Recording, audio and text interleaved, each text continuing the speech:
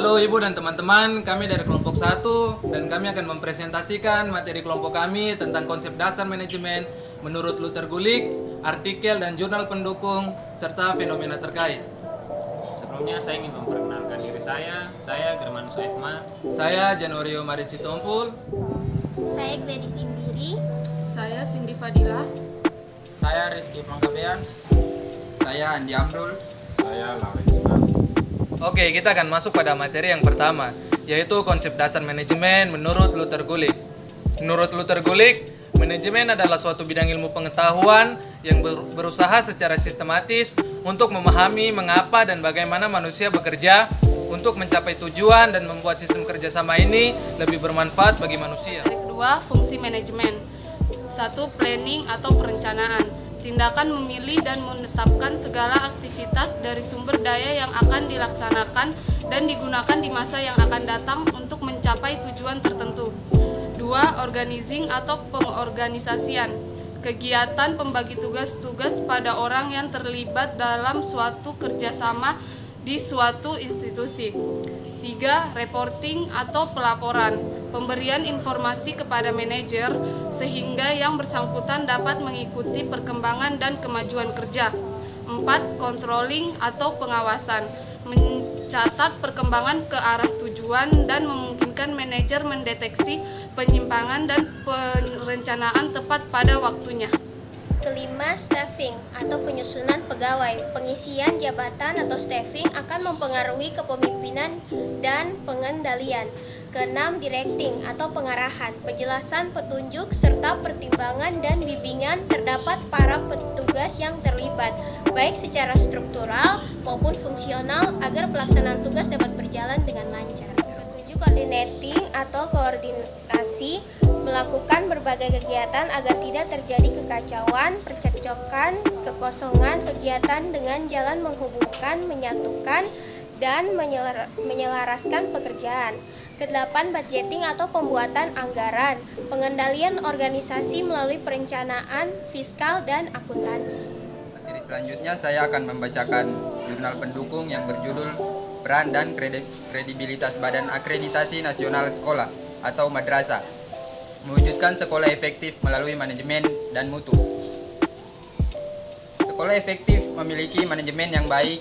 Fungsi manajemen yaitu membuat output dan kam sekolah sesuai dengan standar. Proses pelaksanaan harus sesuai dengan perencanaan yang sudah dilakukan dan memiliki visi dan misi. Pelaksanaan yang baik dengan pengorganisasian yang rapi. Setiap pencapaian dari sekolah harus ada evaluasi.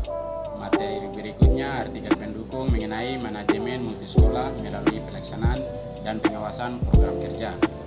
Manajemen mutu sekolah diantaranya dapat dilihat dari yang pertama pelaksanaan, yang kedua pengawasan program kerja yang dilaksanakan.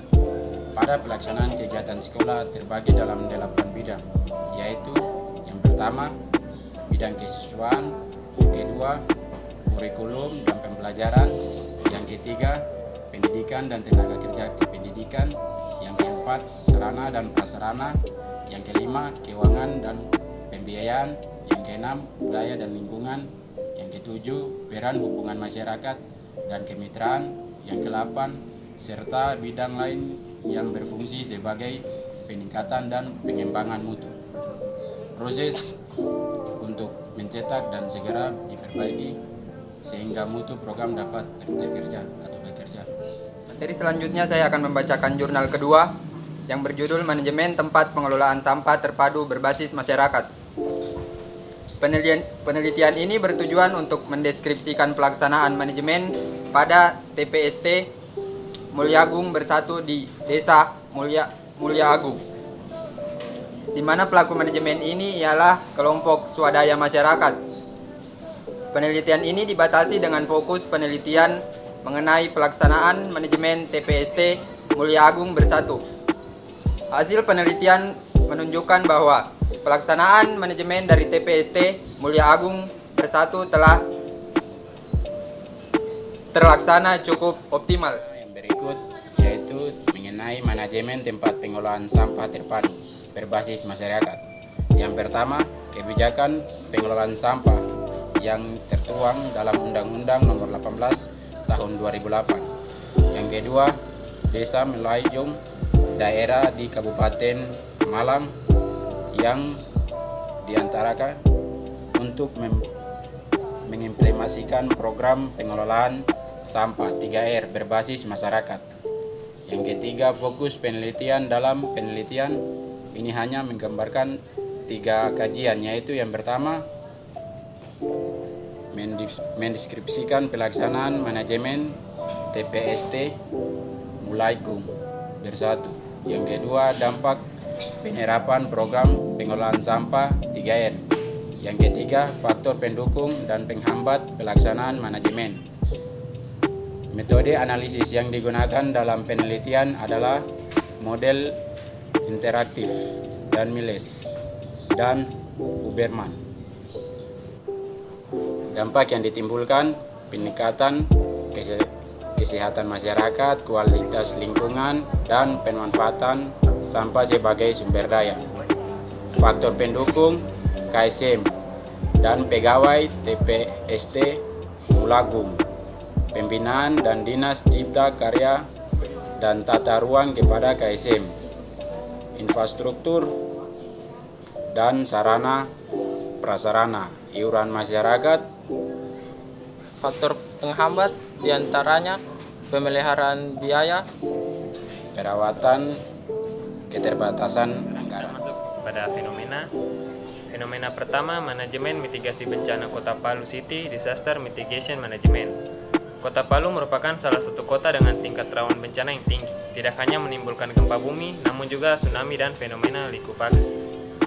BPBD Palu melakukan mitigasi bencana untuk mengurangi dampak bencana dan melakukan penelitian dengan metode kualitatif dengan pendekatan fenomenologi. Indikator yang digunakan pada penelitian ini adalah fungsi manajemen dari Luther Gulick yang dikenal dengan POSDOCOR. Hasil penelitian diantara lain: yang pertama, planning belum maksimal; kedua, directing belum sepenuhnya memahami garis komando; yang ketiga, masih terdapat ego sektoral; 4, budgeting masih kurang.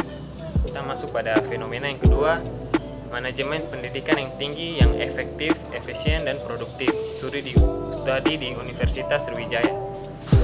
Keberhasilan dalam penyelenggaraan lembaga pendidikan akan sangat bergantung kepada manajemen dan komponen-komponen pendukung pelaksanaan kegiatan seperti kurikulum, peserta didik, pembiayaan, tenaga pelaksanaan, sarana prasarana, dan lain sebagainya. Pendidikan tinggi hendaknya diselenggarakan dengan menggunakan prinsip-prinsip manajemen yang fleksibel dan dinamis. Luther Gulick mengatakan manajemen sebagai ilmu, karena manajemen dipandang sebagai suatu bidang pengetahuan yang secara sistematik berusaha memahami mengapa dan bagaimana orang bekerja sama. Oke, Ibu dan teman-teman, demikianlah presentasi dari kelompok 1. Kurang dan lebihnya kami minta maaf. Semoga bermanfaat. Dadah!